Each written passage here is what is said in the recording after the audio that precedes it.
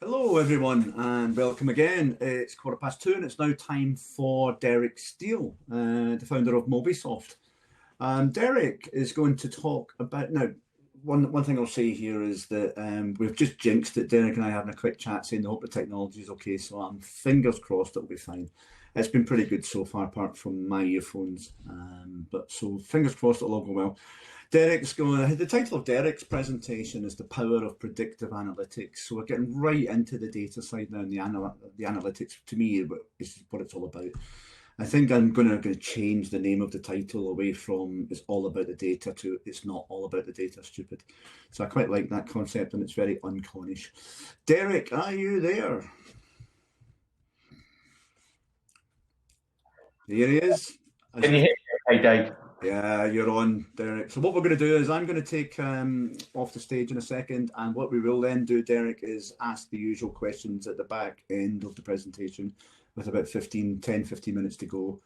So I can see your presentation. So I'll leave you for now and keep an eye on the questions, Derek. Thanks very much. Take care. That's brilliant. Thanks very much, Dave. And apologies once again. I'm speaking at a technology conference and obviously didn't quite master the technology and inadvertently performed the Jarvis Cocker and stormed the stage last time. So apologies for that. Let's hope I get the technology right for the rest of this. But hello and welcome. UnCon is delighted and privileged to be speaking here at our first virtual talk.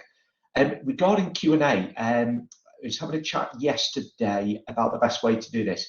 If you put the questions in the chat, I'll be more than happy to answer them at the end. What I will try and do is bake in a couple of pauses into these slides to see if I can do some in line. But as you've already seen, my mastery of this technology isn't that great, so we might have to wait to the end. But yeah, I'll just kick off by introducing myself. My name is Derek Steele. I'm the founder and now the Chief Innovation Officer at Mobysoft. For those that you don't know, we first entered the social housing sector with our first client, Blackpool Council, then back in December 2004, which seems like a long time ago, probably because it was. And since then, we've now got over 150 customers who between them have got, I think it's between 1.5 and 1.6 million tenancies. And they use our RentSense product to manage their income. And there's more income officers now in the sector using RentSense than there is any other system out there. So we've had great success with that as of our customers. And what I'd like to talk about today is the power of predictive analytics. And first of all, I'm going to talk about the context, the environment, the sector, and what's happening there. I'm going to share some data from the vast insight that we've got, and then talk about where we think rent's going next and where we think the opportunities for data are with rent and with repairs too. So first of all, you're probably aware that the big news this year we can't escape from is the pandemic, and this is one of the impacts that it's having on social housing. It's in the press all the time about there's been a pretty significant impact so far on arrears, but it has not been as big as will be expected. If you see all the press and the insight and projection now, it is unfortunately anticipating that the furlough is highly likely to turn into a lot of redundancies that's going to affect everybody in developed economies across the world, but also disproportionately those people on lower income and lower income jobs disproportionately, which of course for those of us in the social housing sector are the people, the tenants, the customers and the properties. So we think there's potentially a pretty difficult period for the sector to negotiate. But what we thought we'd do ahead of this is we'd see what's actually happening for the Mobysoft cohort of customers. So I think I've got about just over 150 customers. So what we did was we looked at all our customers in aggregate, and we looked at the 12 months from October 19 to September 20, which is across the pandemic period. And we looked at the entire customer database, but we did exclude some with that. So we didn't put anybody in there that hasn't been live for the full 12 months. There are some customers that we don't have permission to share anonymized and aggregated data from, so we didn't look at those. And there are some customers where FTAs in different tenure types not clearly delineated in our database, which can pollute the data. And there are some customers that are transitioning or have transitioned between housing management systems, and that always throws a bit of curveballs into the data. But what that leaves us with is a very comprehensive data set. It leaves us with 84 housing organisations who've managed between them over 800,000 properties. And what are we seeing there? So this is what we're seeing. There's a special prize for anybody that can interpret that. But fear not, we have aggregated what's happening here. We've unpicked the trends from that in aggregate across those 84 customers with over 800,000 properties. And this is what we've found. Over that period, the time period I mentioned, October 19 to September 20, there are 8.2% fewer tenancies, fewer people in arrears. And arrears have fallen for this cohort by 10.2%. And that's in the context of UC claimants increasing by nearly 100%. So that means they've nearly doubled over that period. And what has also happened during that time is what we call early intervention cases are up by 7.6%. So in early intervention cases, somebody that's compliant right now, but if they continue on the path they're currently on, are predicted to be in arrears in the future. So this is a kind of an early warning that things might be about to get worse in the future. So what's down to that? Now, any result is never down to technology alone. You know, it's people, processes, systems. There is no silver bullet, and nobody can claim any system is a silver bullet. However, we can see on a large amount of data, a compelling amount of data on average, there does look to be a difference between one cohort and another cohort. And where this comes down to is the predictive engine that we've got 10 years experience of developing with RentSense. So, and over that time, we've developed a highly accurate predictive engine. And accuracy speaks to value. The more accurate any predictive system is, the more value you get from it. And what's happened is over the past 10 years or so, we've performed over 150 installs, and we've had thousands of help desk queries about case investigations, people wanting to know about certain divisions. And that means we've got access to over 20,000 manually labeled training and test data. And what that means for anybody who's been through machine learning projects before is that gives you a real solid basis for testing, for training, and for getting highly accurate solutions, which we can see manifest itself in superb results for our clients and for their tenants as well. I'm going to pick on one of those. I'm going to deep dive into one of those OnGo homes. So the reason I'm picking into those OnGo, and apologies, Matthew, if you're here, is because I know you were speaking at another webinar and presented this yourself about the performance at OnGo. And I'll just walk through this graph. So on the y-axis, you've got the total arrears at OnGo over time. And then on the x-axis, you've got the week number of the financial year. So week one is the start of April at the start of the financial year. So the blue line is their arrears in 2018. And for those of you not seen arrears before, the reason we split it like this is because arrears are cyclical. You can see between the blue and the orange line that, in the middle there, that there's a dip, and that dip occurs every year. So the blue line is arrears in 2018, the orange line is arrears in 2019, and we can see that it's significantly lower. If you then go to the grey line, you can see the impact of the pandemic at the start of 2020, where although the 2020 results start off better than 2019, you can see they start to catch up with where they were in 2019 before stabilising. But the good news there, if you speak to Matthew now with the very latest data, they've now started to get back to nearer where they were, and they're currently reporting the lowest arrears they've ever had at this time of year, which is great credit to Matthew, the team, Matt, the team there and there at OnGo. So what's next? What I want to talk about, so that's the context, that's the background, and the results people are getting from RentSense. I wanted to talk a little bit about what's coming next and where we see the power of data delivering more value to our customers and their tenants. Before I do that, I'm going to attempt to pause, and this pause is to look at the chat to see if there's any questions, so bear with me 1 second.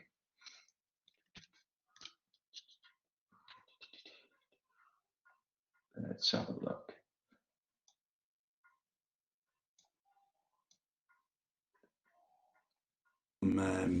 It's myself, Derek. I'm jumping in here. One of the things that Stuart's asked is, how many data points Mobysoft use? Oh, blimey, that is a great question, and I wish I could answer that.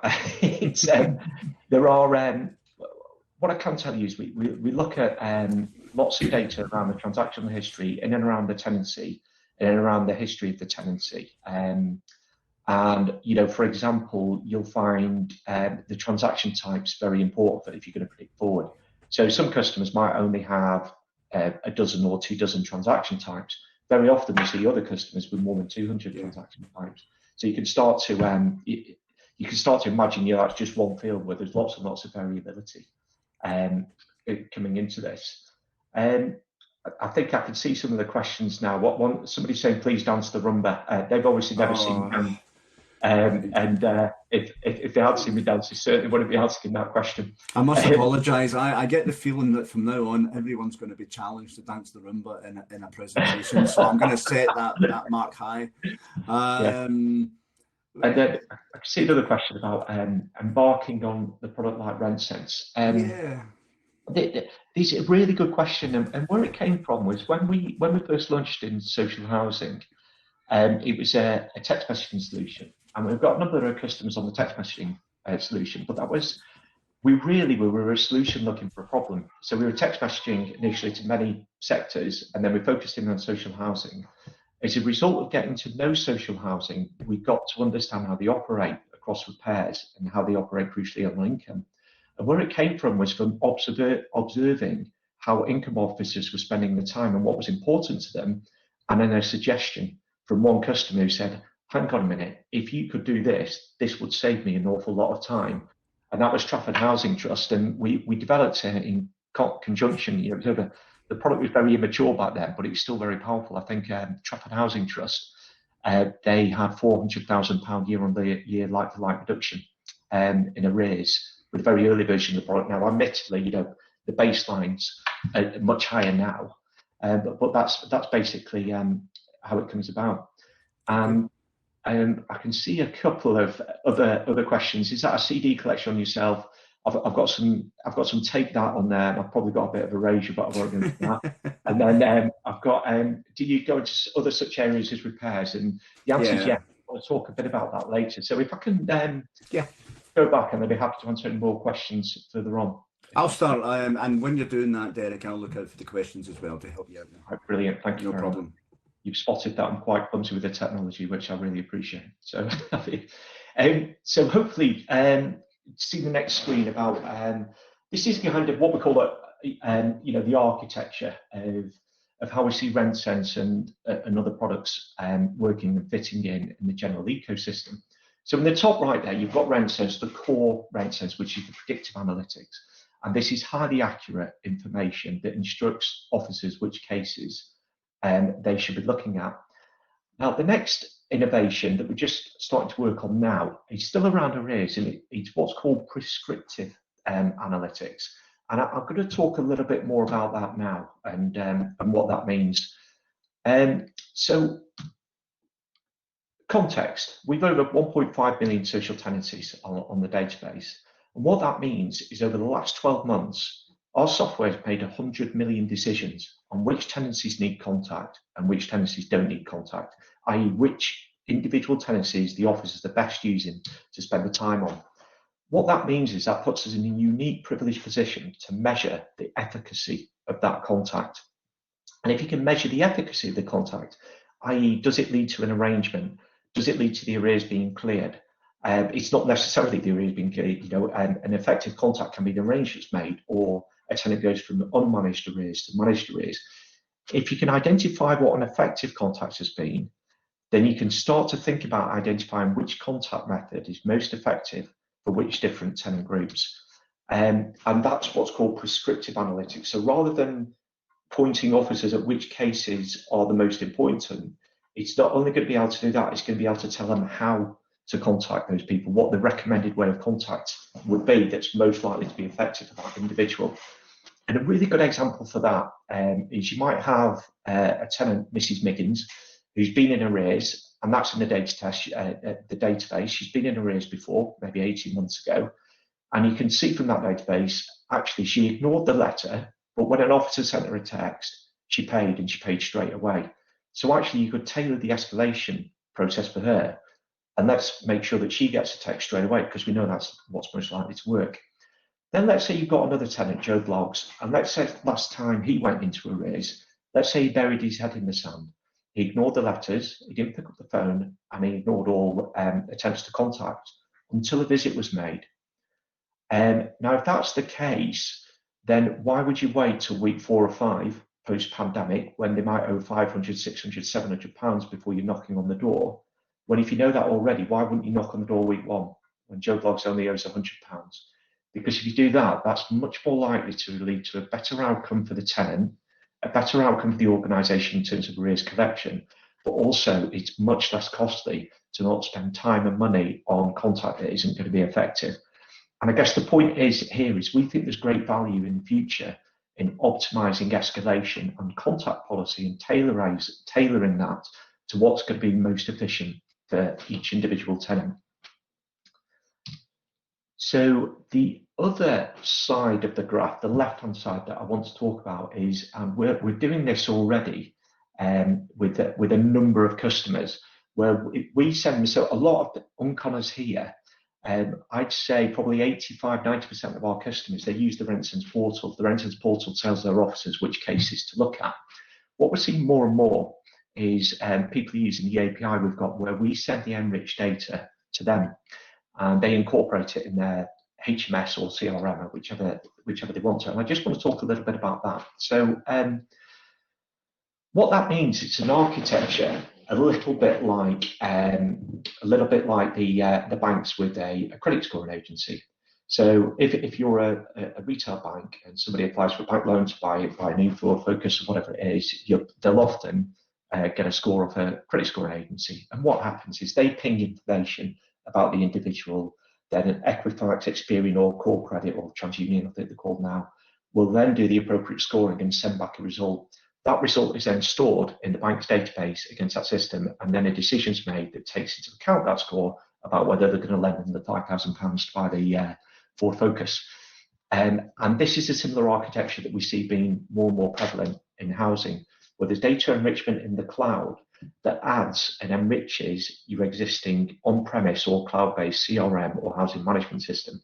So in the case of Rentsense, what that means is either recommended contacts based on predictions, or in the future, the recommended type of contact will be pinged back to your database and then injected into that.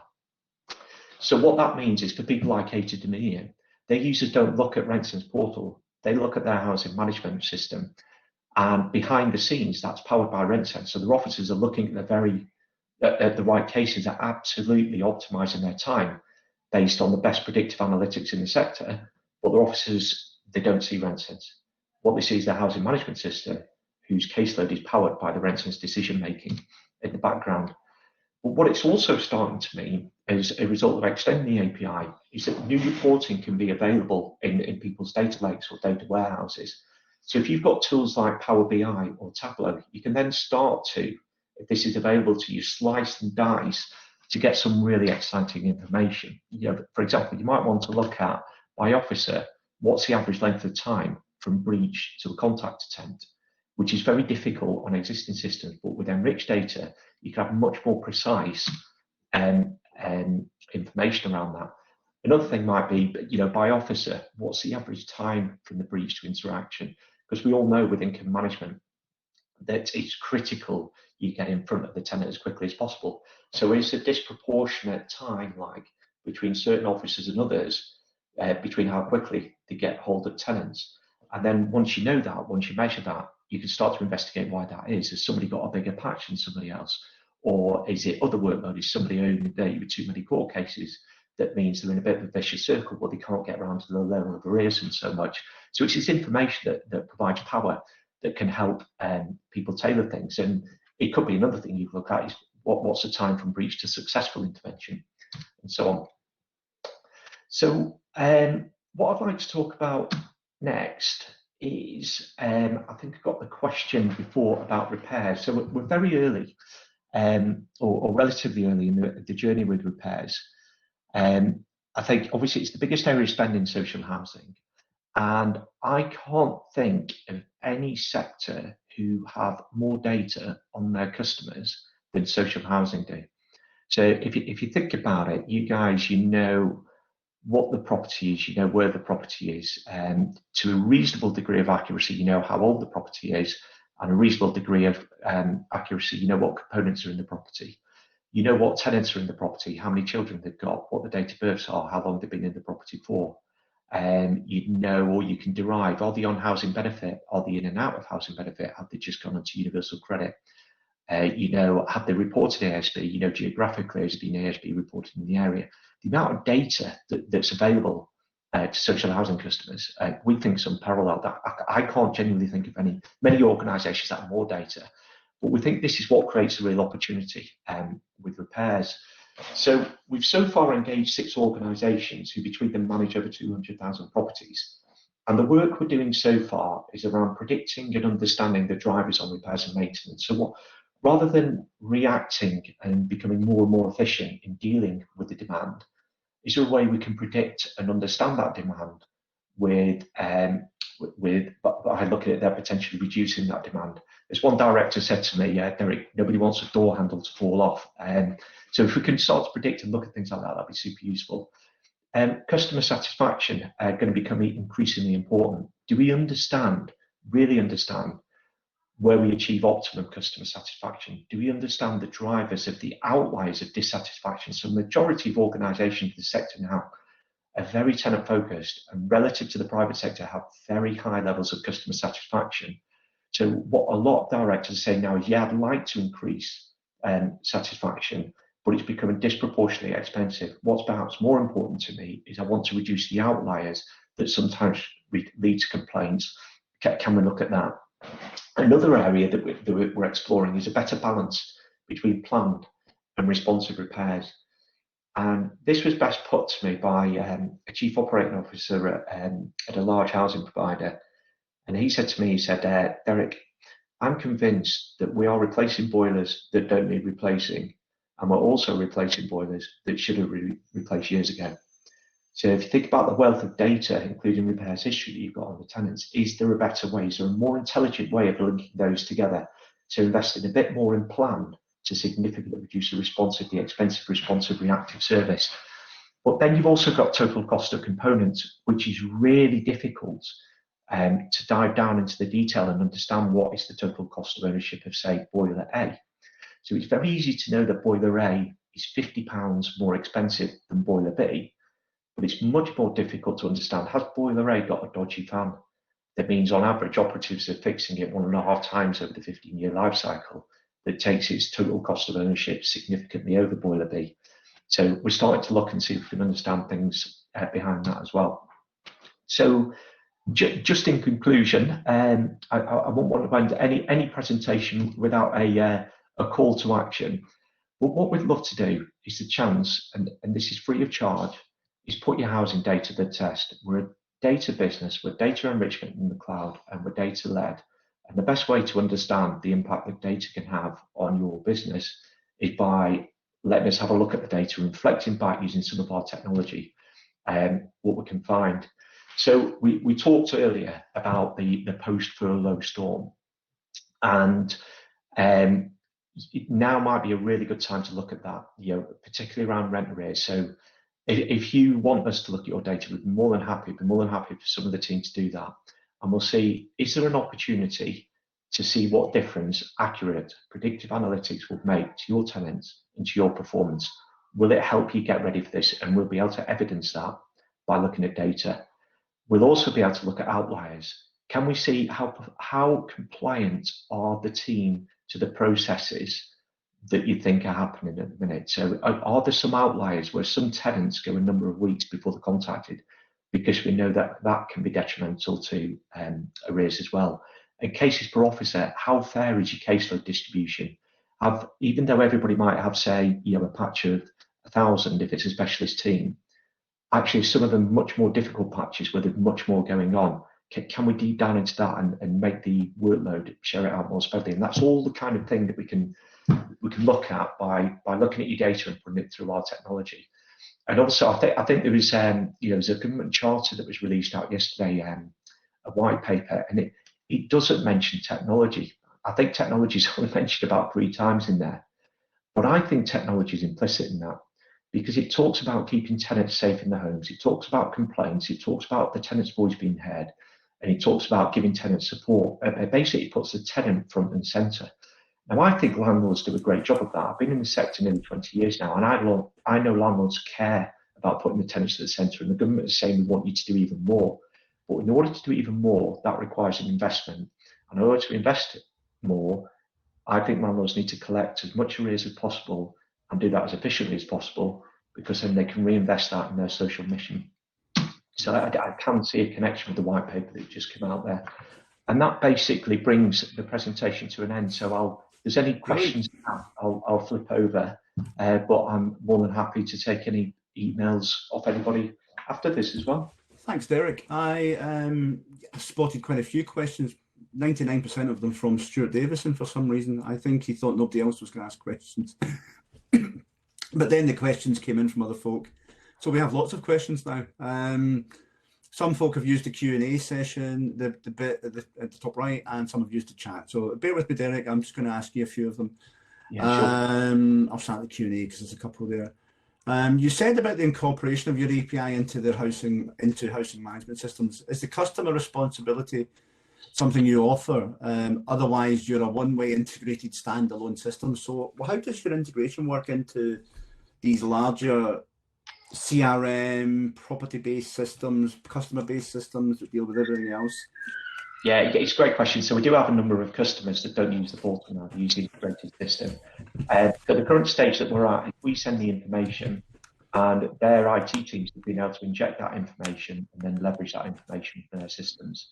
From that, what we're on the cusp of is we're looking at partnering with a couple of people who have very in-depth housing management system knowledge information. So they'll be able to undertake that on our behalf, and we're hoping for some news on that fairly soon. But that'll be for people whose IT teams don't have the capacity and or the capability to inject that themselves. We'll offer that facility through them.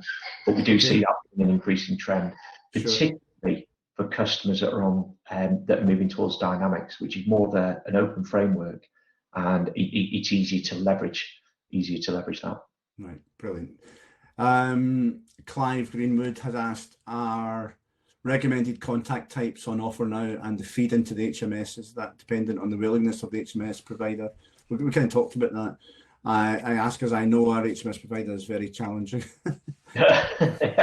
It's not necessarily what we've seen so far. It's not been depending on their willingness. It's been dependent on the IT team being able to inject it so far.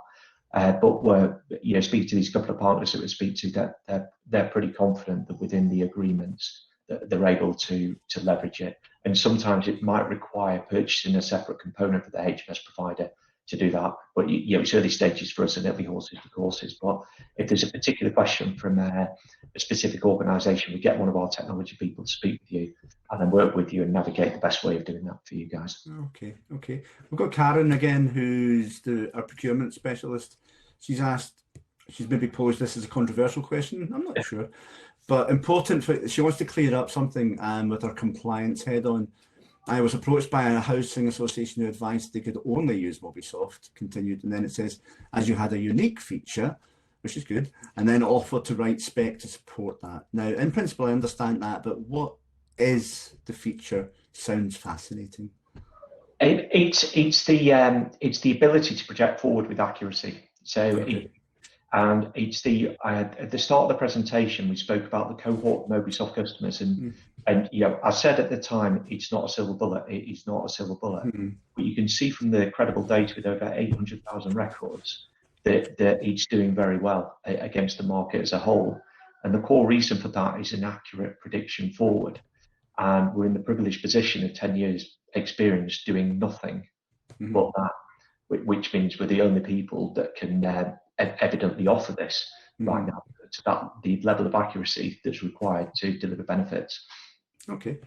Yeah, I think it's one of those things that, I mean, Mobysoft certainly well known, RenSense certainly well known in the sector.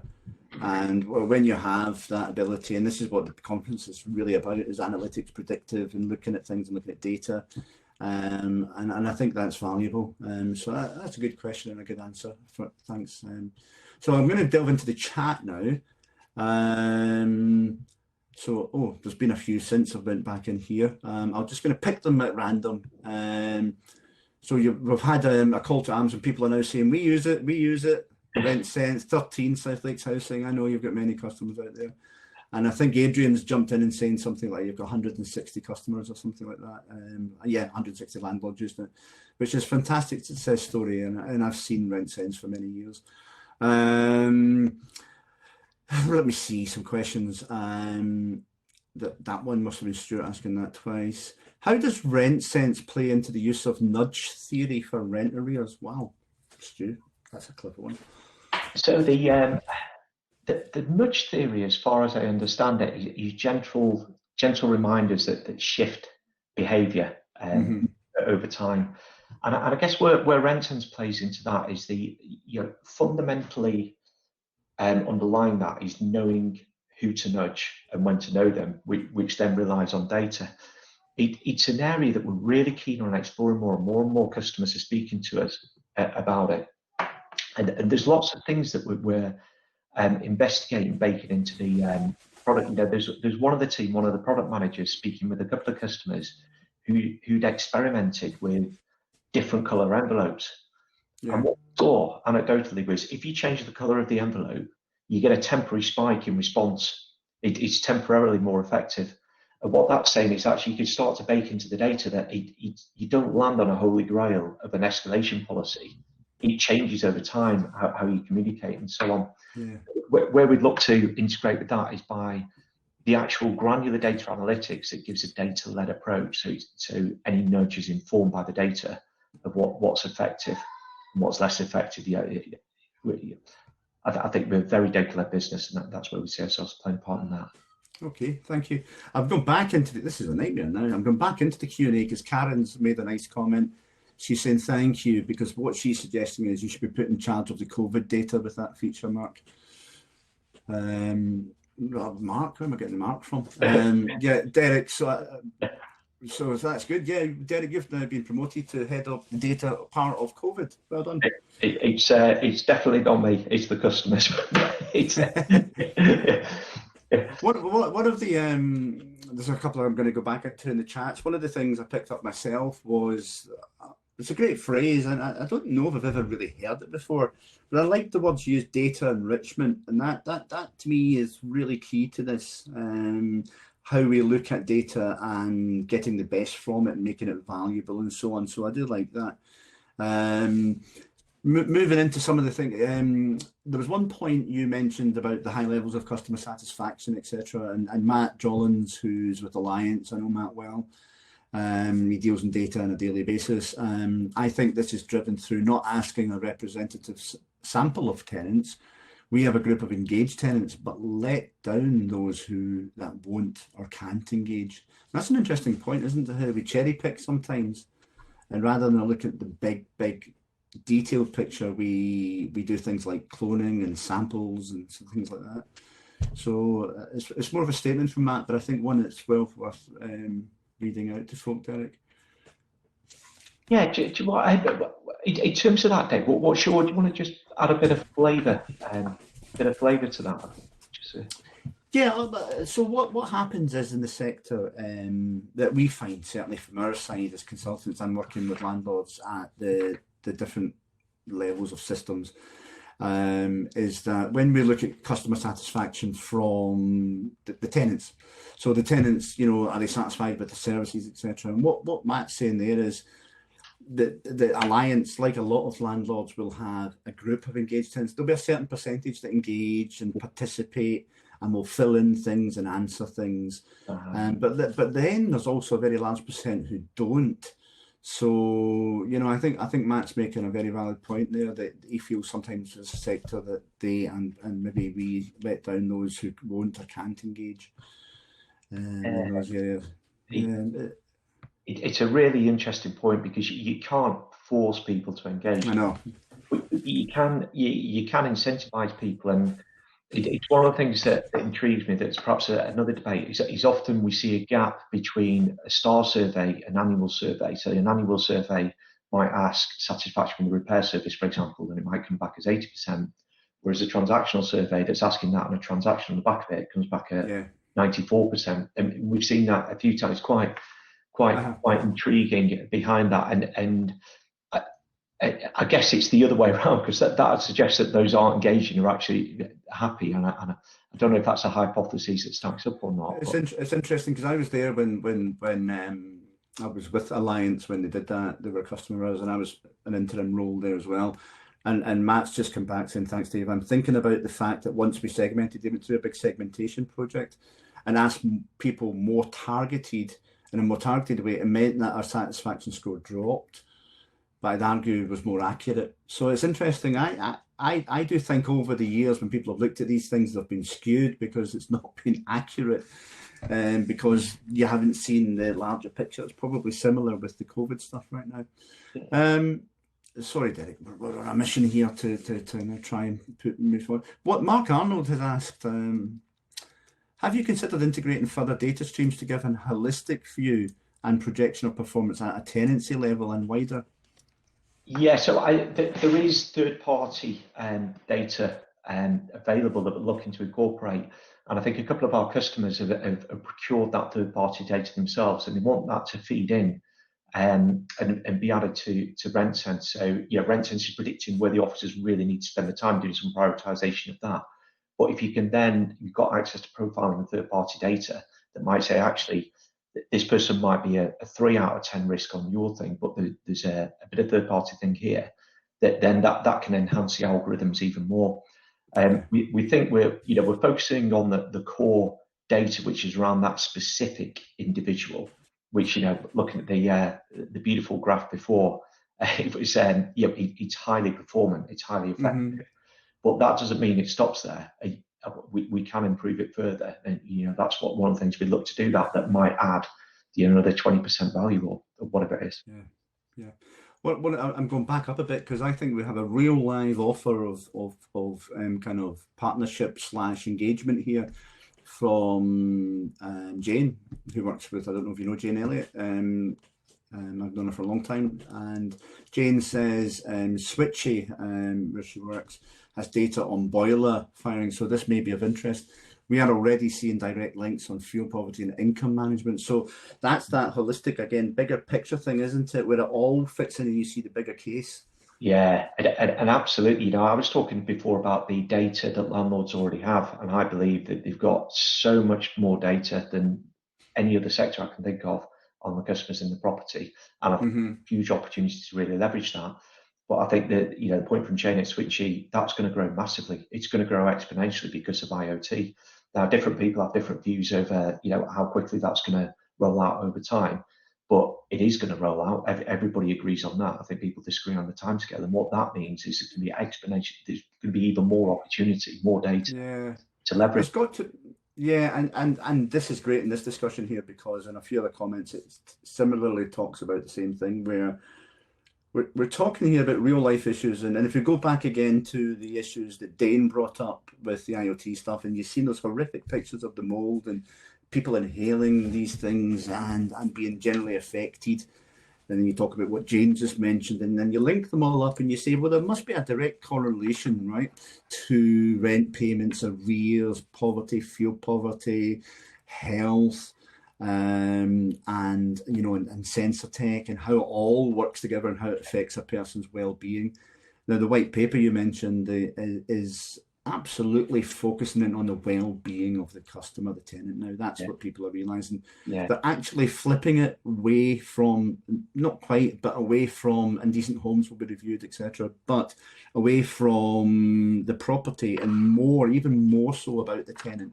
So I think there's a bigger thing here, isn't there? We're heading in the right direction, but as a strategy, there's going to be more connectivity between suppliers like yourselves, Switchy, IOPT, and all of these great customers, companies and customers. Derek, I'm just seeing. Derek made a sorry, Mark made a comment. Derek and Mark, I don't know why I'm getting them mixed up. Do you think that satisfaction needs to be separated from expectation to understand true performance? Well, that's a tough one. I think, yeah, need a better man than me to answer that one. It's a really interesting thing, isn't it? Because I think what Mm, Mark's alluding to there is, the repair service that you get in social housing, he's hmm better than I can get at home. He's better than anybody could get there. It's a really, really good service. And so, some of the turnaround times that we're seeing now are terrific. And, emergency plumbers can be there inside half a day and so on. The tenants are getting a great service. yeah, But I think what he's talking about there is that, consumers, doesn't matter what type of consumer you are, there's ever, that then becomes the expectation. yeah, And then if you only meet the expectation for 5 years, then people start to become dissatisfied. So it's it's an interesting point, because then that goes back to the point I was saying earlier about optimal satisfaction rather than increasing customer satisfaction.